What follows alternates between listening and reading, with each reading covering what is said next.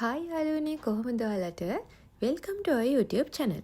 ඔන්න අපි ලන්ඩන් ඉඳලා ඩෝහා වලට ආවා. අපි කලින් කරපු වීඩියෝ එකේ ඊළඟ පාර්ට් එක තමයි මේ අරන් ආවේ. මේ ඩෝහා එයාපෝට් එකේ අපි ෆ්ලයිට් එකෙන් ඇවිල්ලා එළියට අපිට ගේට් එක හොයාගන්න ඕන. මට මතක විදිහට අපිට තිබුණේ C38.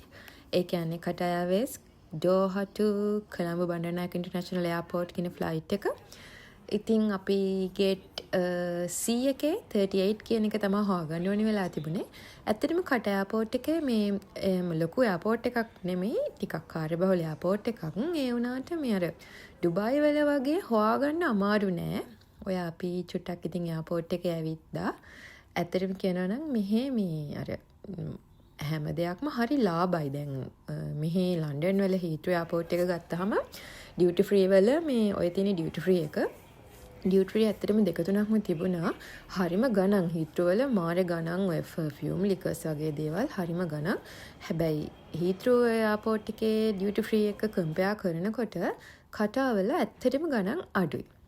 අපි ගේට් එක හොයාගෙන ඇවිල්ලා අපිට ෆ්ලයිට් එක එතනින්ම ගන්න තිබුණේ නැහැ. අපිට එයාපෝට් එකේ බස් වල යන්න තිබුණේ. මොකද ෆ්ලයිට් එක මැද හරියක තමයි තිබුණේ. ඒ නිසා අපිට ආපහු එයාපෝට් එකේ යාළගේ බස් වලම ෆ්ලයිට් එක තිබ්බ තැනට යන්න උනා.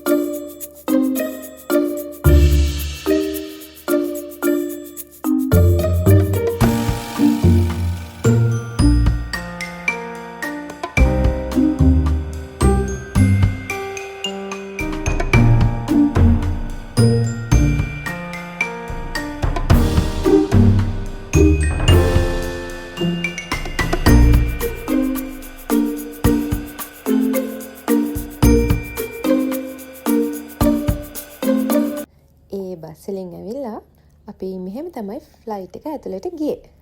ඊට පස්සේ ෆ්ලයිට් එක ඇතුළට ගිහිල්ලා අපි දෙන්නට වින්ඩෝ සීට් එකක් හම්බුණා. මේ තියෙන්නේ ලෝකල් ටයිම් එක. ඒ කියන්නේ අපි ලංකාවට ලෑන්ඩ් කරන්න තිබ්බේ 9:36ට.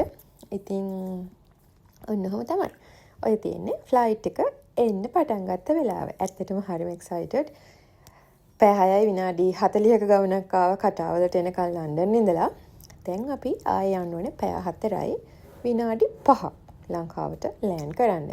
ඉතින් ඔන්නෝම තමයි අපි රෑ කියන්නේ 12යි ගානකට තමයි අපි කටාර් වලට ලෑන්ඩ් කරේ. ඉතින් හරි ලස්සනයි ඇත්තටම.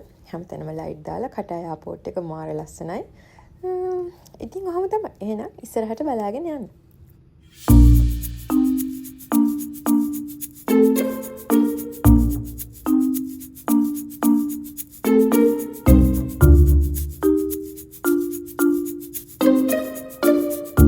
මෙන්න මේ තියෙන්නේ ෆ්ලයිට් කන්ට්‍රෝල් ටවර් එක තමයි කටාර් එයාපෝට් එකේ. ඒකෙන් තමයි ෆ්ලයිට් ඔක්කොම කන්ට්‍රෝල් කරන්නේ. ඇත්තටම ඉතින් ඒක කොච්චර ලොකු ප්‍රොසෙස් එකක්ද නේද? ෆ්ලයිට් 100,000 ගාණක් ඉතින් ඔතෙන්ට එනවනේ දවසකට. ඒ එන ටික ඔක්කොම ඇත්තටම ඉතින් හරියට කන්ට්‍රෝල් කරන එක. ඒ ගැන නම් ඉතින් හිතනකොටත් අපිට නම් බයයි නේද? ඉතින් ඔන්නෝම තමයි අපි කටාර් වල ඩෝහා එයාපෝට් එකේ ඉඳලා ලංකාවට එන්න පිටත් උනේ.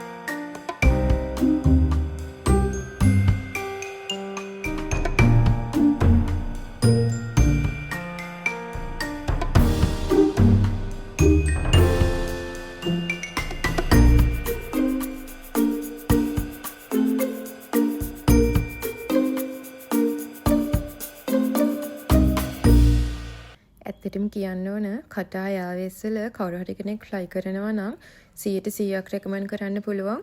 මම දන්නේ ඒක මගේ එක්ස්පීරියන්ස් එක. තව කෙනෙකුට කොහොමද කියන්නම් මම දන්නේ නැහැ. ඇත්තටම කටා යාවෙස් එකේ සර්විස් එක බෙස්ට්ම සර්විස් එකක්. ඒ වගේම තමයි එයාලගේ කැබින් ක්‍රූ එකත් මාරම සපෝටිව්, හරිම හෙල්ප්ෆුල්. ඒ වගේම තමයි කෑමත් ඇත්තටම අර සමහර අය කියනවනේ ෆ්ලයිට් ෆුඩ් හරි රසයි. ඇත්තටම මාත් එහෙමයි. මාත් හරි කැමති ෆ්ලයිට් ෆුඩ් වලට. ඉතින් අපිට මේකෙදිත් හම්බුණා රස කෑම එකක්. ඇත්තට මේක මාර රසයි. ඉතින් එහෙනම් ඔන්නම තමයි උනේ.